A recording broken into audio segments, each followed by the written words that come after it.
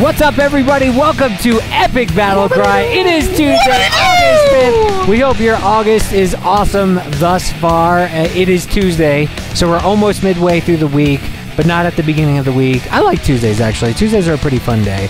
And we're going to hope today is fun with our discussion that comes courtesy of a conversation and a question from Alfonso Fletcher, at Dark Fletcher on Twitter, who asked us this. Handle, bro. Why so much hate to GameStop? Do we have to go through this again? There are others that do the same, so what makes them worse? Thanks, Axel. He was very respectful in his question, but sure. We have, for people who have listened to this podcast for the last, how many years have we been doing this? Like 5.5? Like almost 6. Yeah, they know that we're not particularly fond of GameStop. But why is that? So let's go ahead and answer this question. Okay. Brent, let's start with you in terms of just kind of the persona, the perception of what GameStop is, and also the way they do business that kind of irks not only us, but a lot of people, and rubs us in the wrong way. I don't think that GameStop is good for the industry, and I don't think that GameStop is good for gamers.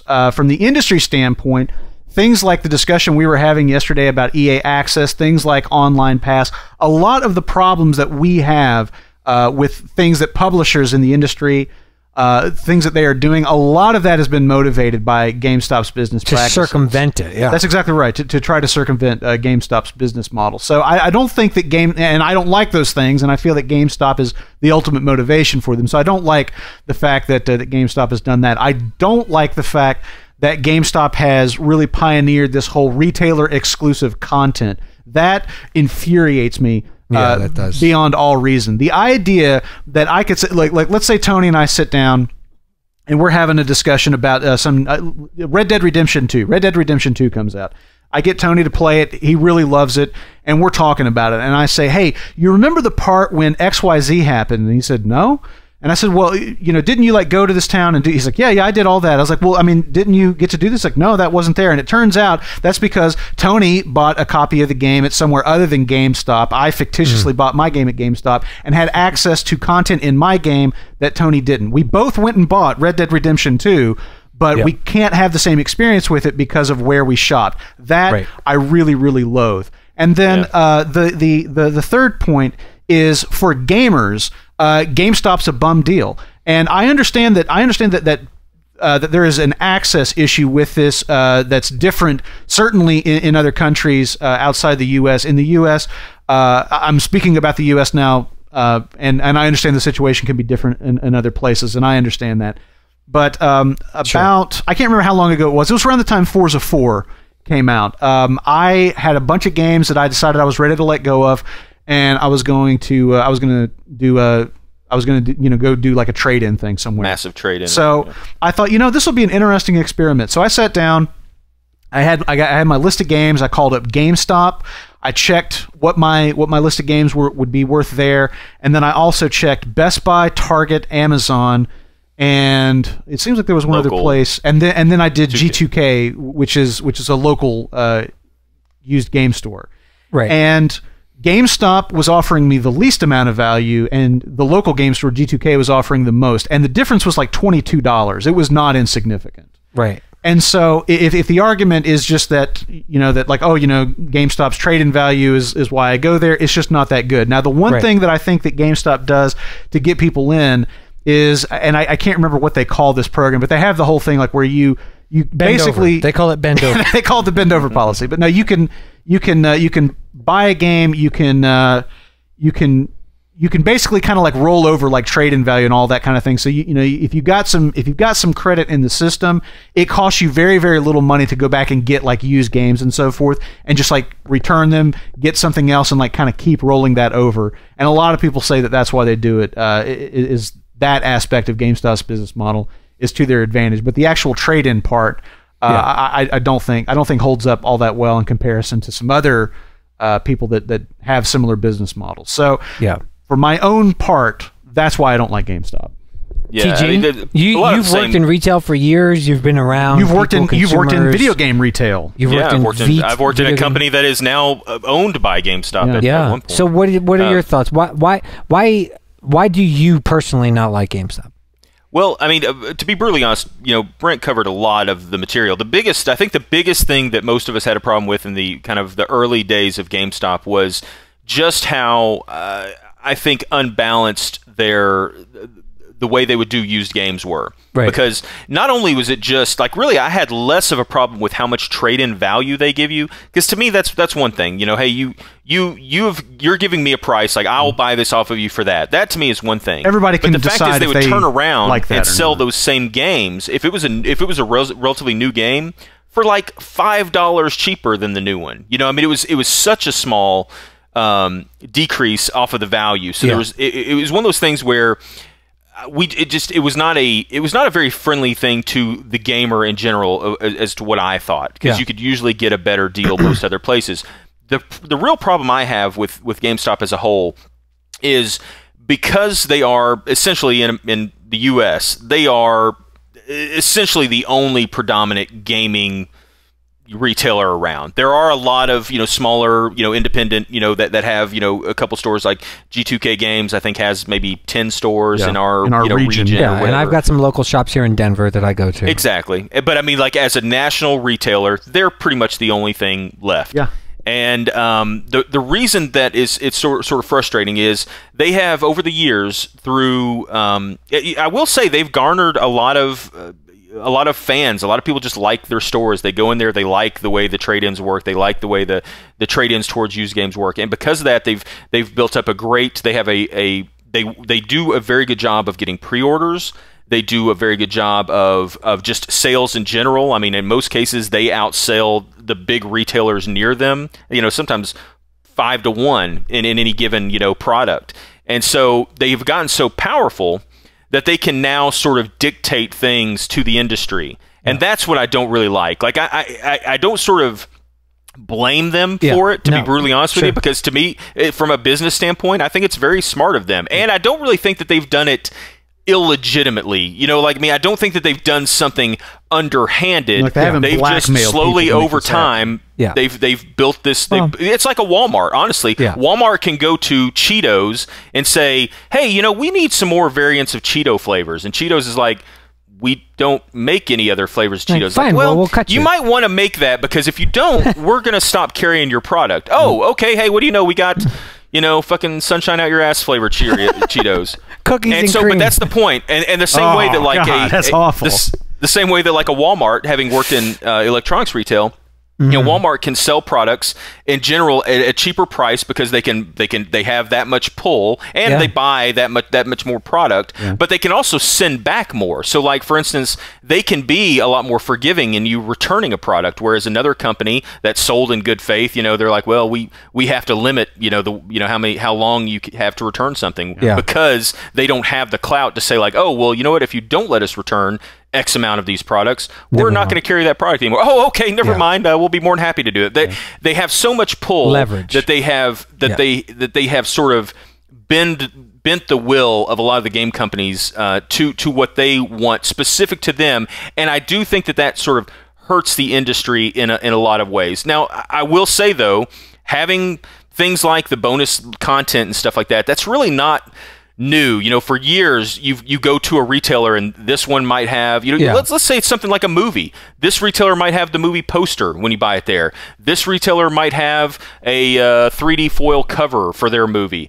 People have been doing stuff like this, having some sort of small thing that makes it different to get it here versus here. The difference is that foil poster or whatever doesn't affect the context. That's not like a scene of the film that isn't available anywhere else. And that's what I was about to say. In most cases, we haven't seen up to this point really anything where there's huge amounts of content going to GameStop. But we talked about a story a couple weeks ago where I was sort of mentioning that they were in this last round of talks for their like financial things. They were saying that basically going forward, they want like serious content, like legitimately big chunks of stuff they want that like would the be equivalent of DLC that you can never get anywhere but there. But let's be honest. How is that all that different though? Because this is one thing I sort of go back, not like saying I go back on whether I like it or not, but going back on whether I think like why do people have such a big deal with this? Because we get so frustrated with, say, Microsoft for getting early DLC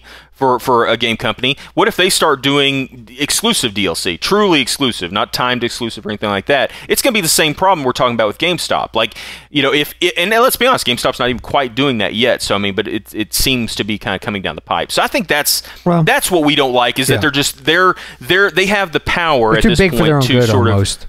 Well, for the good it's too big for the good of the industry, maybe, as I think. Exactly, and I'll just throw in my 2 cents by saying this. You know what?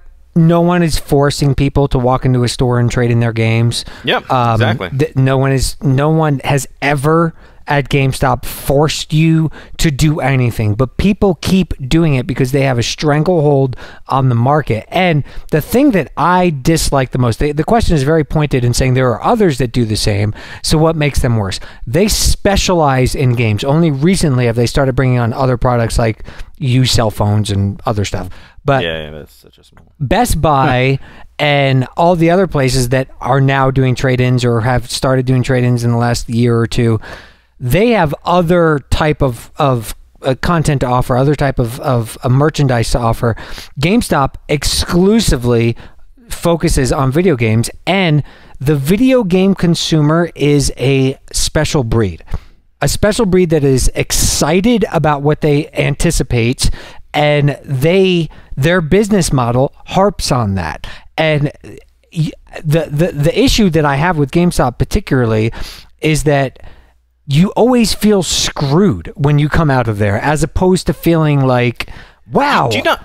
Can I just throw this out there? Do you not think that we might be, because I think we're in the minority in that feeling, though. Like, I totally feel that way. I am absolutely 100% behind you on. Yeah, but it's like explaining why Transformers is a bad movie. Like, I talk to people, and I'm like, and they find out like I don't like GameStop. Like, why don't you like GameStop? I thought you were into video games, and that's like, I think for a lot of people, it's just like, look, GameStop is a video game store.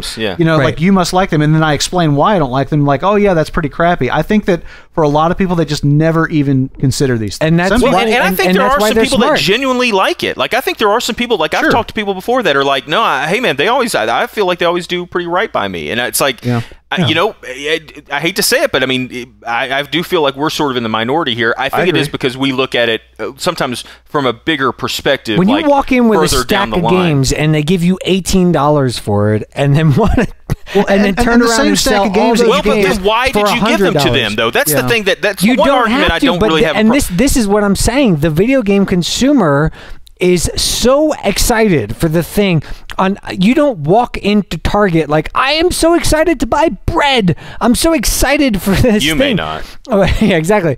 But, you know, most people don't get that level of enthusiasm for what they are purchasing. It's a different type of thing. And when you walk into GameStop, you're coming with the excitement. So you're saying, and for a lot of gamers, but if people have that big a problem with it, why do they continue to go there, though? I guess is the thing. Because it's one of the only options. That's why. But they have a million options, and they do know about them. Like, if it was something where you could argue, like, oh, it's nobody knows anybody else does it. They know that fucking, you know, Best Buy and Amazon and their local game trailers. Well, the last couple of years. Yeah. I mean, it's not something that's necessarily that new. And I think the fact is that there is a large its foothold in the years where those things were not there. Okay, that's what I'm saying. But that doesn't mean that they can't lose their foothold if somebody else is doing so much better. Yeah. They are, but they're not losing it to other retailers and used games. They're losing it to like digital content, and I mean, they're losing it to other fields, not what they're really playing in. What they're playing in, they still have every bit as much control as they used to. Yeah. Well, I guess my whole point is, I will say that there is something to be said for the fact that if their experience is so crappy as to the way we sort of feel, how is it that they keep up there? So it can't be quite as bad, I don't think, as we think it is. You know what it is? I think that people they like that environment. They like going in and talking to the guys there. I think there are people that enjoy that experience. I got to be honest. I used to work in a video game store. Oddly enough, one that you worked in at a given time as well. Yeah. And you know, I mean, there was a feeling of sort of community. family. You went there I to love talk that. to people. That was my favorite thing about working in a game store. Sure. Was that sense and as of much as I community. can't stand to go into a GameStop shop now, I think if some you're a people comic do. fan, it's like going into a comic shop and saying, my people, you know, my plate. Like, and that's what I'm saying. I think there is something to to that. I don't think people go into GameStop and just the people that like shopping there. I don't think they feel like when they go in there they're like, oh, this is just awful. I think they go in there like, this is cool. Oh, you've got what? That's a promotion going on. Oh, that's cool. You know, I just don't think it's as. I agree, but I also feel like that is kind of based in just not looking at the situation from the same perspective that we are, or not, you know, being appraised of all the facts about GameStop's business models and so forth. But also, I mean, we started from a place of not liking them as much too, you know, and I think that's the thing. I think if you don't, a lot of times people don't look for other options because they're happy with the one they've got. Yeah. If they're unhappy with it, now that's the thing. If GameStop was just being so horrible, I think as people to the way, are frankly, just happy enough. Yeah, exactly. No, you're exactly right. They're just happy enough. They're happy enough to keep them coming back. And and props to them on a business level for doing things that keep people like, oh, well, hey, you just beat that game, trade it in, and you can get like that one time per year that you trade a game in and get $35 or $40 for it and put it towards a new game, and you're like, wow, I got this new game and only paid $20. The rest of the year you go back and get screwed. Yeah. You know. Yeah, so. I mean, you know.